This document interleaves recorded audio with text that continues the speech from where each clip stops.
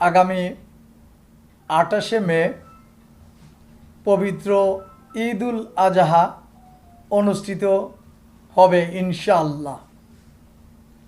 সকলকে আমি সিরাজগঞ্জ জেলা বিএনপির পক্ষ থেকে এবং Sirajganj chamber of commerce and ইন্ডাস্ট্রির পক্ষ থেকে ঈদ উল আজহার শুভেচ্ছা জানাই।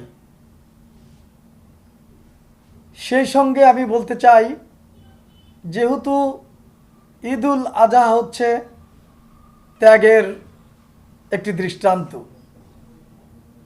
ত্যাগের মহিমায় উদ্ভাসিত হয়ে এই ঈদ উল আজহা উদযাপিত হয়।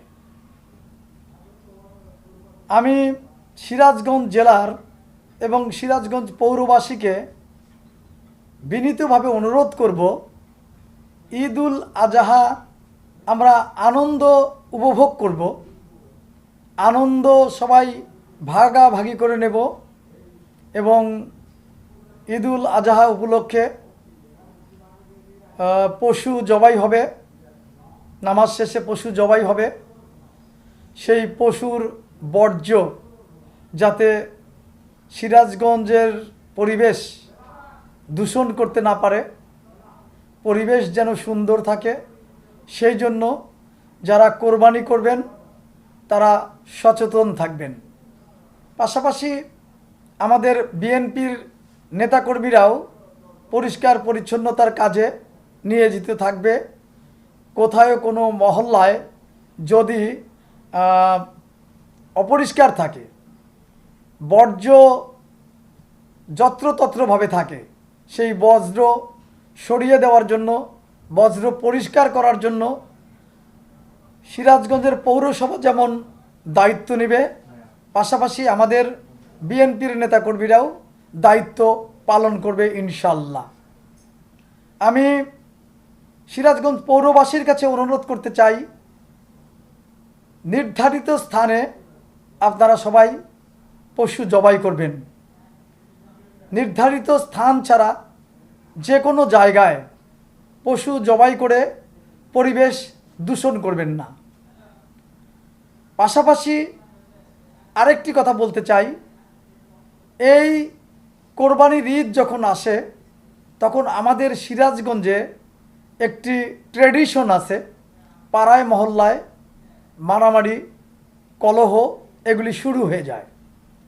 আমি সিরাজগঞ্জ পৌরবাসীর কাছে অনুরোধ করব এবং বিশেষ করে যারা রাজনীতির সঙ্গে সম্পৃক্ত আছেন, রাজনৈতিক নেতা কর্মীদেরকে অনুরোধ করব, আপনারা নিজেদের দায়িত্ব পালন করবেন, প্রতিটা মহল্লায় নিজেরা কাজ করবেন, যাতে তুচ্ছ কোনো ঘটনাকে কেন্দ্র করে এই মারামারি অথবা কলহের সৃষ্টি না হয়, সেই বিষয়ে আপনারা দৃষ্টি রাখবেন।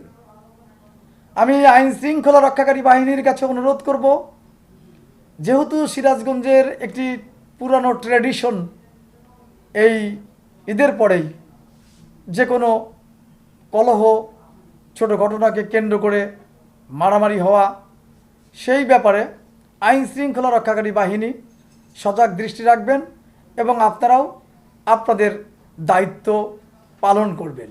আমি আজকে ঈদকে সামনে রেখে বলতে চাই প্রশাসনের কাছে, আইন শৃঙ্খলা রক্ষাকারী বাহিনীর কাছে, যে ইফটিজিংগুলি হয়, যে কিশোর গ্যাং, এই কিশোর গ্যাংকের প্রতি আপনারা দৃষ্টি রাখবেন।